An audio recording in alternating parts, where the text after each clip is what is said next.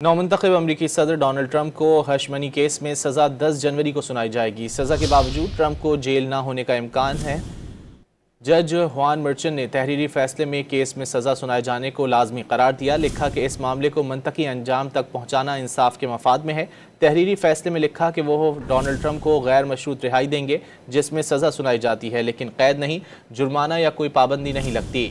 Trump चाहें तो बज़ात खुद या बज़रिया इंटरनेट अदालत में पेश हो सकते हैं। इससे कबल न्यूयॉर्क की एक अदालत ने नौमुंतखब अमरीकी सदर को हशमनी केस में मुजरिम करार देने के फैसले के खिलाफ दायर दरख्वास्त मुस्तरद कर दी थी। गुज़िश्ता बरस मई में ज्यूरी ने ट्रंप पर मुबैना जिनसी ताल्लुकात पर खामोशी इख्तियार करने के लिए अदाकारा को रकम की अदायगी से मुतालिक 34 इल्ज़ामात में फ़र्द जुर्म आयद की थी।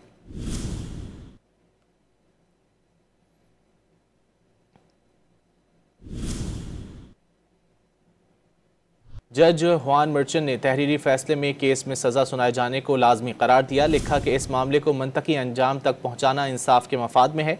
तहरीरी फैसले में लिखा कि वो डोनाल्ड ट्रंप को गैर मशरूत रिहाई देंगे जिसमें सज़ा सुनाई जाती है, लेकिन कैद नहीं, जुर्माना या कोई पाबंदी नहीं लगती।